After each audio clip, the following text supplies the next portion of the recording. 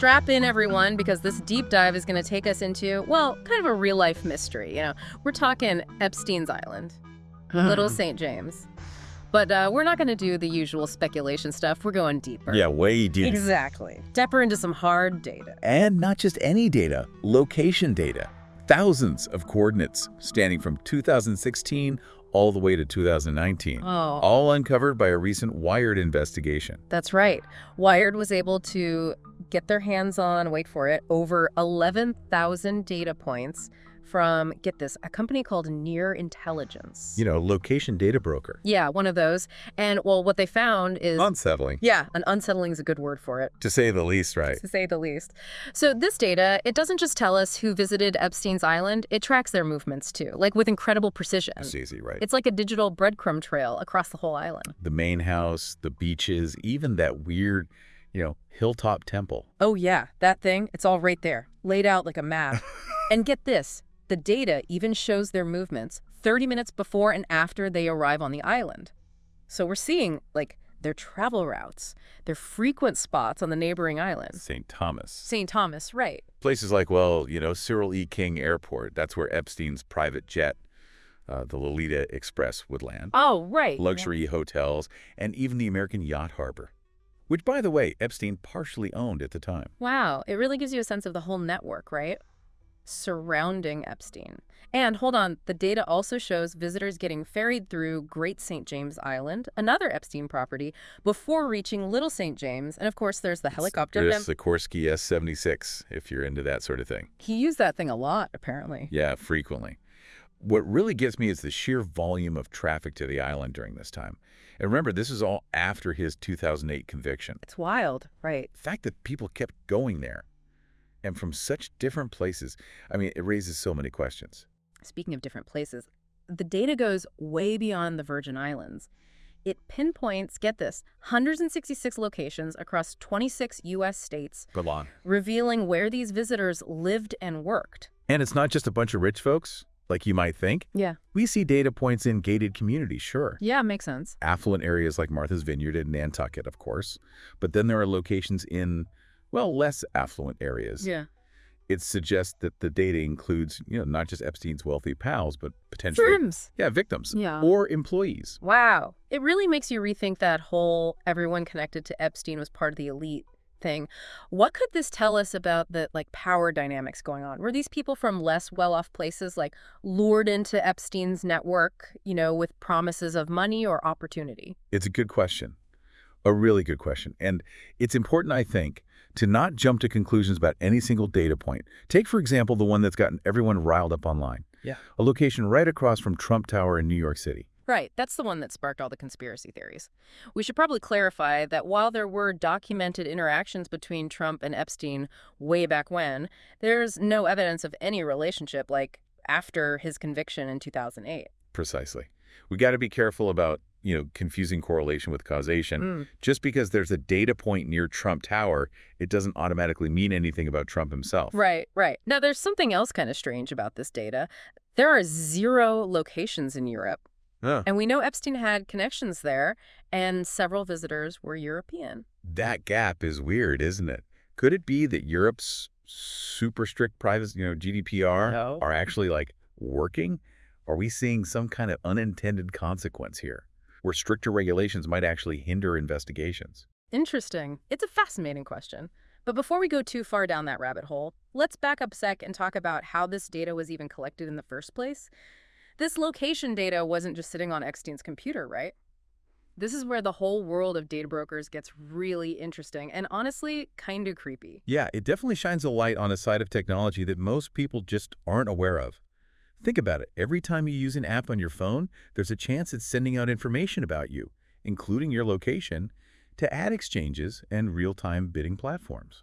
So we're basically dropping digital breadcrumbs everywhere we go, and those breadcrumbs are being collected and sold without us knowing. Pretty much. Data brokers like Near Intelligence, they gather this info, package it all up, and sell it. It's not just your location either. It's your browsing history, your purchases, your preferences, even your social media stuff. It's all packaged and sold to, advertisers, marketers, even political campaigns. It's a massive industry worth billions of dollars, operating largely in the shadows. And in this case, the Epstein Island data, it was just sitting there, publicly accessible as searchable code. If information about visitors to a place like that could be left exposed, what else is out there? What other parts of our lives are being tracked and potentially, compromised? It's a sobering thought for sure. This leak raises serious questions about data security and who has access to this incredibly sensitive information. So we've talked about how this data reveals the comings and goings of visitors to the island, but what about the islanders themselves? What happened after Epstein? Well. Both Little and Great St. James, they were sold in 2023.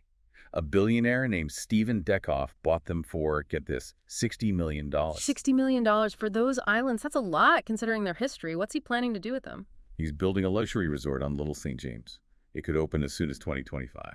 A luxury resort on an island with, such a dark past. A strange combination, to say the least. Definitely strange.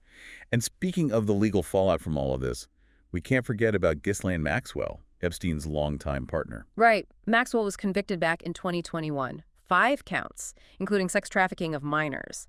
And it's interesting, location data from her cell phone. It played a key role in her arrest. Federal agents actually used it to track her down to a $1 million house in New Hampshire. Yeah. It really shows the double-edged sword of this kind of technology. On one hand, it's being used to uncover the movements of people connected to Epstein and bring those involved in his crimes to justice.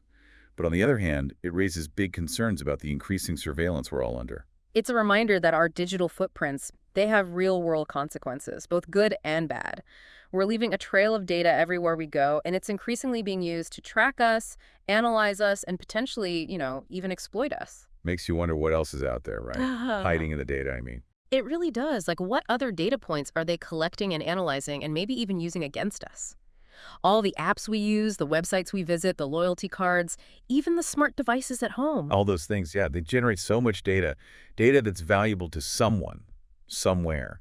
It's not just our location either. It's our browsing, what we buy, our preferences, even conversations. So even if they don't know my name, they might know, where I live and work, what I buy, what I'm interested in. Yeah, that's the world we live in now. And this data, it's often, aggregated, anonymized, meaning they strip it of identifying stuff, your name, your address.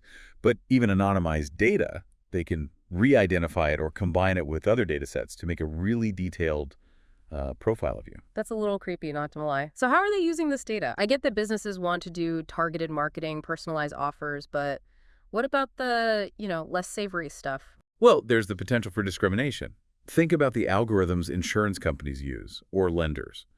They could use data to make decisions that, well, unfairly disadvantage certain groups of people. So I could be denied a loan or have to pay a higher insurance premium, all based on data I didn't even know was being collected. It's possible, yeah. And then there's manipulation, using data to influence how we behave, whether it's through those targeted ads or even personalized news feeds that create those filter bubbles, echo chambers. So instead of seeing different viewpoints, I'm only seeing stuff that reinforces what I already believe. Right. And that can be really bad for, having real conversations and making informed choices. And of course, there's surveillance and control. Governments, law enforcement, they're using data more and more to track people and watch what they're doing. That sounds like something out of, a sci-fi movie. Is there anything we can do to protect ourselves in this data-crazy world? Or are we fighting a losing battle? It's not hopeless, but it takes being aware and taking some proactive steps. You can minimize your digital footprint, by being careful about the apps you use, adjusting your privacy settings, being careful about what you share online. Things like using a VPN or a privacy-focused browser can help. But no technology is perfect. So it's like a trade-off, convenience versus privacy. Yeah, that's the dilemma, right, in the digital age. But remember, we're not powerless. We can demand more transparency from companies about how they collect and use our data. We can support legislation that protects our privacy rights. We can choose to do business with companies that have ethical data practices. So it's not just about what we do as individuals, it's about bigger systemic change too. Absolutely. We need to be having a larger conversation about how we want data to be used in society. Where are the limits? What are the safeguards? And who gets to decide? This is so much bigger than just Epstein Island, isn't it? It's about, the core of our digital lives. This case has definitely shown us a dark side of the data world, that's for sure. But it also reminds us that data itself isn't inherently good or bad. It's a tool, and it can be used for good or bad purposes. The question is, how do we use its power while protecting ourselves from its potential to harm us? And how do we, as individuals, become more informed and take control when it comes to our data? Education is key. Hmm. Understanding how it's collected, used, and shared. Reading those privacy policies, asking questions, being skeptical. Don't just click agree without knowing what you're agreeing to. And, like, take control of our settings. Limit ad tracking. Turn off location services when we don't need them. Use strong passwords and two-factor authentication. All good steps, yeah. Yeah. But we also need to think bigger. Advocate for change at a societal level. Support organizations fighting for privacy rights. Talk to your elected officials. Let them know you care about this. Most importantly, talk about it with others. The more we talk about the importance of data privacy, the more likely we are to see real change. It can feel overwhelming, but I guess awareness is the first step. Yeah, for sure. Knowledge is power. The more we know about how this whole data thing works, the better we can navigate it safely and responsibly. You mentioned before that even anonymized data can be re-identified, right? How does that actually work? Yeah, that's always confused me. If it's truly anonymized, it seems like it'd be impossible to figure out who it belongs to. It's trickier than it sounds.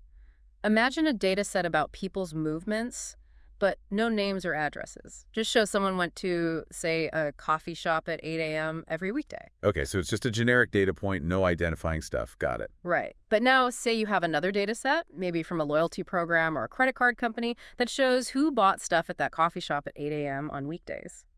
Combine those two, and you might be able to figure out who that person is. Ah, I see. So even if one set is anonymized, you can link it to others to reveal personal info. Exactly, and that's just one example. There are really sophisticated techniques for de-anonymizing data, even if it seems like it's been, like, scrambled.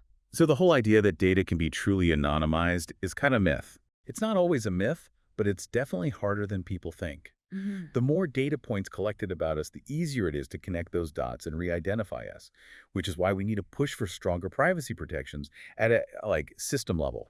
We need laws and regulations that limit data collection, make sure data is secure, and give people more control over how their data is used. It's complicated, but it feels important to talk about. The consequences of letting data collection go unchecked are just too big to ignore. This conversation about data privacy, it feels like it's just getting started. And it's one we all need to be part of. I agree. And the Epstein Island case, it's shown us just how much is at stake. It's not just about protecting ourselves from shady data brokers or bad guys. It's about creating the kind of digital world we want to live in, one where technology empowers people, not exploits them. So where do we go from here? What can we actually do to push for a more ethical, more fair data landscape? A good place to start is supporting organizations fighting for privacy rights and data justice. There are a lot of groups working to raise awareness, educate people, and push for stronger regulations. That's a good start, but it can feel daunting, like we're going up against these huge tech companies with all their money and power. It's true, these are big challenges. But collective action can make a difference. Remember the net neutrality movement. Regular people came together to demand a more open, more equal internet, and they actually got some real policy changes. We need to do the same. Be informed and engaged, understand what's at stake, and be willing to speak up for our rights. It's a fight worth having, even if it feels like we're fighting an uphill battle. It's a fight we can't afford to lose. The future of our digital lives, maybe even our democracy, depends on it. It's not just about protecting our own privacy. It's about building a fairer, more just, and more democratic society for everyone. The choices we make today will decide what kind of world we live in tomorrow. You know, it's crazy how this whole Epstein Island data thing has become like this almost a cautionary tale for the digital age, you know? This tiny island that was once like shrouded in secrecy is now exposed through data, revealing all these movements of the powerful and the, well, the not so powerful. Yeah, it really is like a microcosm of our whole data-driven world. Our lives are becoming more and more transparent, trackable, analyzed, raising all these questions about privacy and power and control. Questions we can't just ignore. It's almost like we're all living on our own little digital islands, you know, surrounded by this huge ocean of data that's constantly being collected and analyzed and used in ways we don't even understand. That's a powerful image. Yeah. It really emphasizes how important it is for us to be aware of our digital footprint. Yeah. We need to understand what our online activities mean and push for more transparency and control over how our data is used. But it's not just about being aware as individuals, right? We need systemic change, stronger privacy laws, more ethical data practices, more accountability from the companies that collect and use our data. You're absolutely right. This isn't just about protecting ourselves from bad actors. It's about creating the kind of digital society we want to live in, a society where technology empowers people instead of exploiting them. So where do we go from here? What are some real steps we can take to push for a more ethical and fair data landscape? One of the most important things we can do is support organizations that are fighting for privacy rights and data justice. There's so many groups out there doing amazing work, raising awareness, educating the public, and advocating for stronger regulations. Yeah, I like that idea, but sometimes it feels a little daunting. Like we're up against these giant tech companies with all their resources and influence. It's true. It's not easy. Eve. But remember, collective action can make a real difference. Look at the net neutrality movement. Ordinary people came together to demand a more open and equitable internet. And they won. They got some real policy changes. We need to follow their example. Be informed and engaged citizens who understand what's at stake and are willing to speak up. That's encouraging. So we need to raise our voices, make our concerns known, demand better from our elected officials and the companies we support. Exactly. This isn't just about our own privacy. It's about creating a fairer, more just, more democratic society for everyone. And the choices we make today will determine what kind of world we live in tomorrow. Well said. I think that about wraps up our deep dive into Epstein Island's secret data. It's been fascinating and thought-provoking, and yeah, a little unsettling at times. Definitely. It's a story that reveals just how complex and challenging the digital age really is, and it's a story that's not over yet. As we navigate this increasingly data-driven world, we need to stay informed, engaged, and empowered, asking the tough questions, challenging assumptions, and demanding better from those in power. And most importantly, remembering that we're not just passive consumers of technology. We have a role to play in shaping the future. The choices we make today will have real consequences down the road. So as you go about your day, think about the data you're generating, the trails you're leaving, and what it all means for your privacy and freedom. The fight for a more just and equitable digital world starts with each of us. Stay curious, stay informed, and stay engaged. The future's in our hands. That's it for this episode of The Deep Dive. We'll be back soon with another deep dive into the ideas and issues that are shaping our world. Until then, keep learning, keep questioning, and keep diving deep.